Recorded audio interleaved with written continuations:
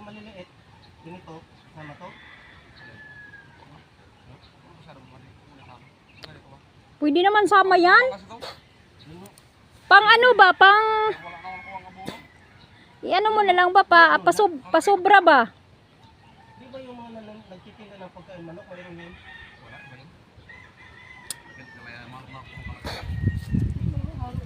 Pa, sa nagtitinda lang ng halaman yun. Mayroon doon, ano natin, di mawalaan yun. Sa Imos. Sa Imos nga, layo nga, di ko man alam yun. May... Alam mo lang kasi dito, Ano, kapitan. Magmotor kayo, Weng. motor ta. O kaya dito kay ano, kay Bayanan.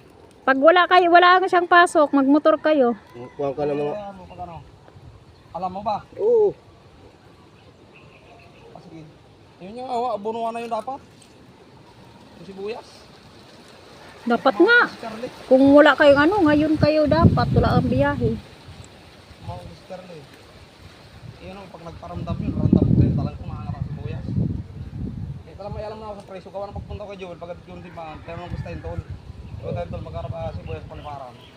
140 daw. 140 ang kilo? Oo. Kung mo lagyan ng lupa pa. Kaya nga nabuno ko doon yung complete lang. Pahapaw, hindi pa ano, pa ilalim. May mga ano na oh, may mga uod na nakapasok. Maghanap ako ng kutsilyo makatulong.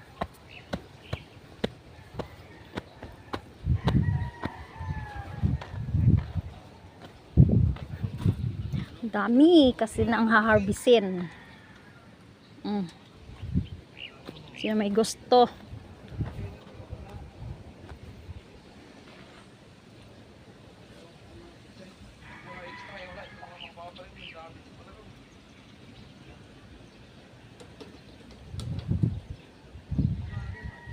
Saan kayo?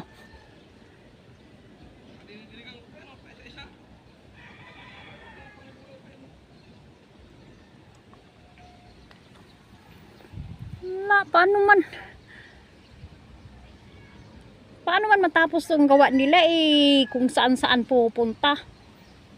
Ilan. Dami pa naman oh. Kapal.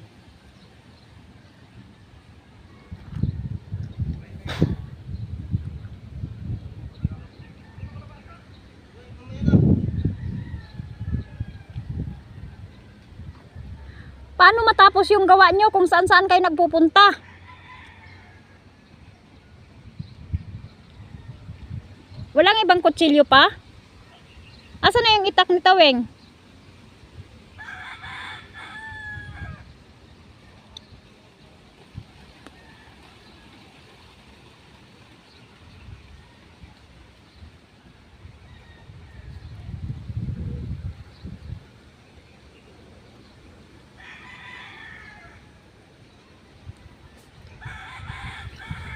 Saan niya ilalagay yan?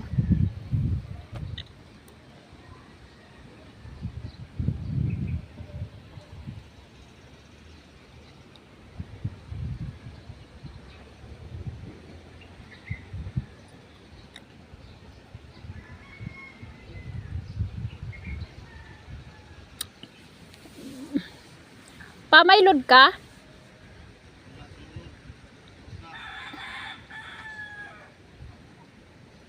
Sayang, magla-live sana ako. May wifi ba dito sa Kaitaweng? Kalayo-layo, aabot.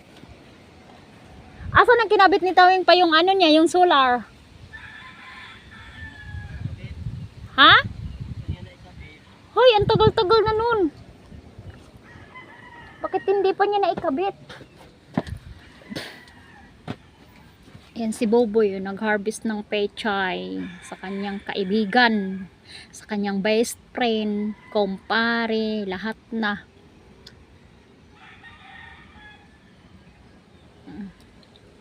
Tinutulungan lang niya. Ayun yung may ari ng mga gulayan. Ang init kasi. Sakit na sa balat. Kaya sumilong na ako.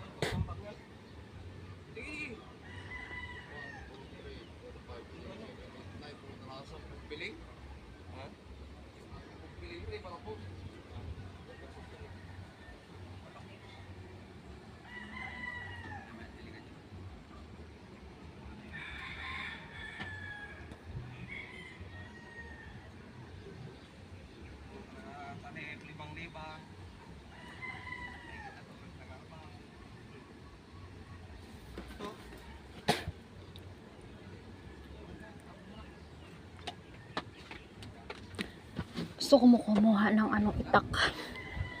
Gusto ko makatulong.